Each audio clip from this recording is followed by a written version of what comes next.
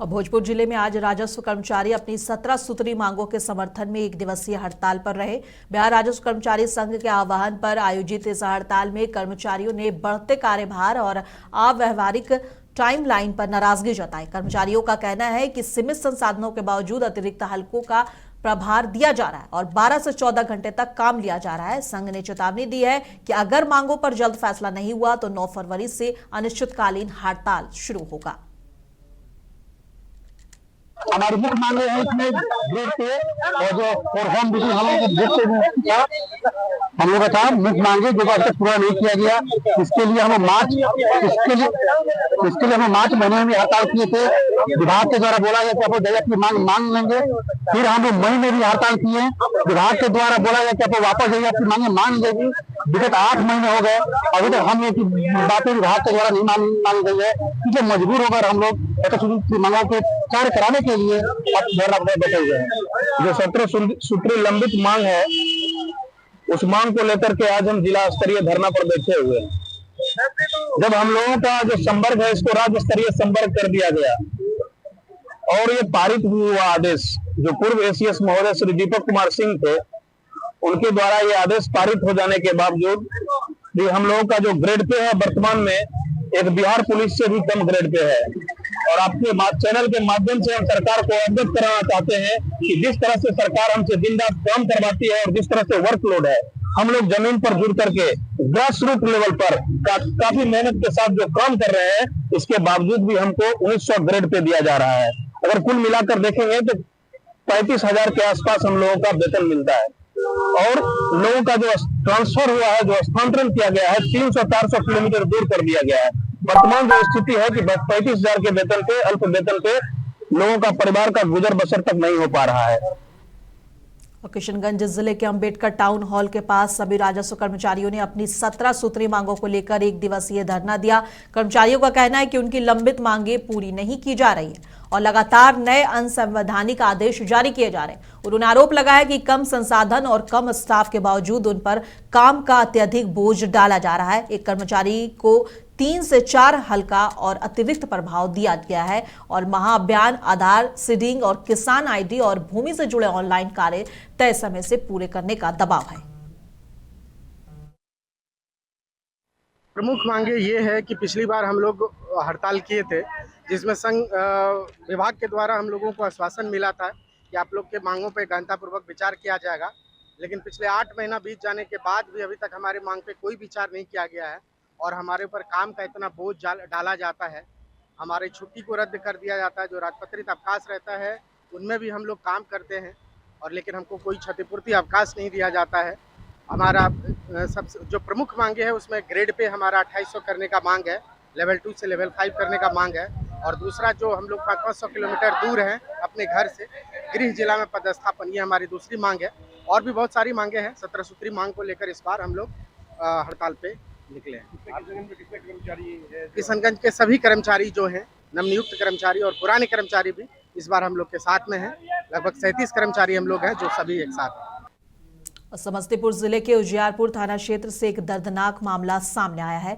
गांवपुर ward number 6 के 48 साल के सन्नी ठाकुर की संदिग्ध हालात में मौत हो गई। परिजनों के मुताबिक सन्नी ठाकुर सुबह करीब 10 बजे घर से निकला था और कुछ देर बाद उसकी तबीयत बिगड़ने की सूचना मिली। मौके पर पहुंचने पर उनकी मौत हो चुकी थी। सूचना मिलते ही पुलिस पहुंची और जांच शुरू कर दी है। घटनास्थल से कच्ची शराब बरामद हुई है, जबकि अवैध शराब कारोबारी फरार बताए जा रहे हैं। शव को पोस्टमार्टम के लिए भेज दिया गया है और पुलिस आगे की कार्रवाई में जुटी है।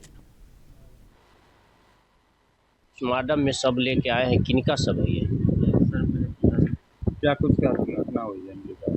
ये सर सुबह में सही थे, उसके बाद कल मतलब मोटा मोटी सब दिन सही। तो ये अचानक क्या हुआ कि मतलब कि घूमते फिरते चल गए उधर गांव के बगल में एक देसी शराब में, वहीं पे गए और वहीं पे जैसे ही पता नहीं क्या हुआ क्या नहीं, फिर उसके बाद हम चल गए जोगी घर का राशन लाने। फिर राशन लेके आए, वैसे ही सुने कि पापा तेरा बेहोश हो गए गिर गया।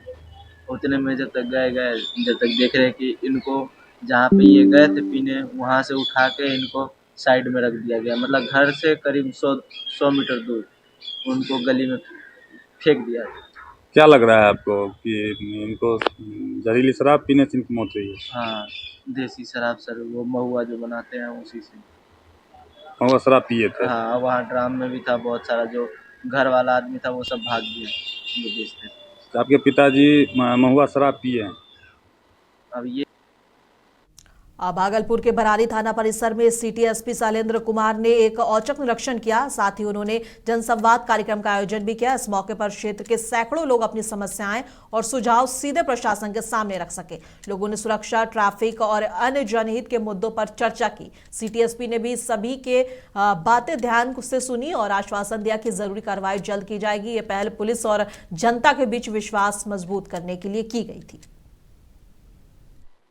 देखिए, ये हम लोग को पुलिस मुख्यालय की तरफ से और ये बिहार सरकार की तरफ से एक ये नई पहल है, जिसमें कि वरीय पदाधिकारियों को थाना स्तर पर जाकर और ये लोगों की समस्याओं को सुनना है। तो ये उसी पहल के अंतर्गत आज ये बरारी थाना अंतर्गत ये जन संवाद का प्रोग्राम ये आयोजित किया गया और इसमें भारी मात्रा में मतलब कि लोगों ने भाग लिया और ये अपनी समस्याएं रखी। तो इन सभी समस्याओं को हम लोग ने नोट कर लिया है और उसमें जो भी मतलब कि ये इसके समाधान के लिए कार्य किया जाना है, ये उसके लिए उचित जो ये दिशा निर्देश हैं वो दे दिए गए हैं।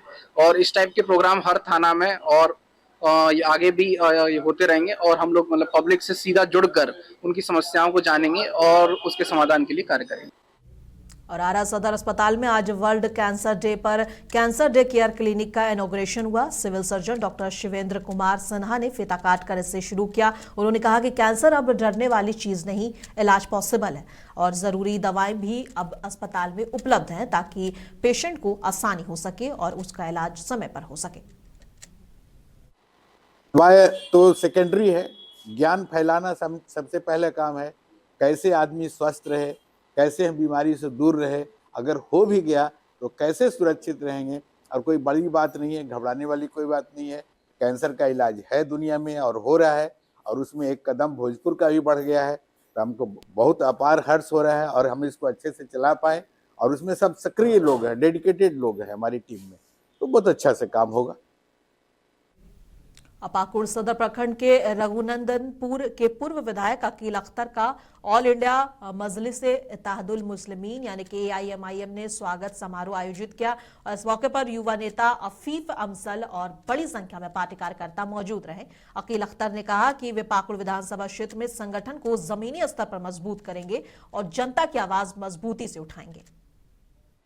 चाँचकी वालों का जो अभी पूरे प्रखंड में या पूरे यहाँ जो देखा मैंने, चाँचकी वालों की मांग के बिना पर हम लोगों को आने पड़ा और आने के बड़ी खुशी हुई कि यहाँ के जवान एकदम बिल्कुल युवा समाज खास करके बहुत ही तमन्ना रखते हैं और इरादा रखते हैं इस पार्टी में आने के लिए। इसलिए यहाँ देखिए वो गाड़ी में भी सब लटका दिया। अभी कहीं शायद साहिबगंज डिस्ट्रिक्ट में गाड़ी में नहीं मैंने बांधा है ये हमारा ओवैसी जी का फोटो झंडा।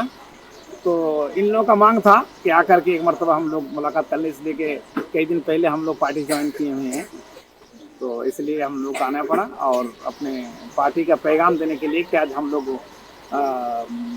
मजलिस-ए-इत्तेहादुल मुस्लिमीन की पार्टी में ज्वाइन कर चुका हूं। आप लोग सब मिल करके आइए, इस पार्टी को जिंदा कीजिए और जो अपने दबे हुए आदमी हैं इनके लिए अपना हम लोग व्यवस्था करेंगे इंशाअल्लाह।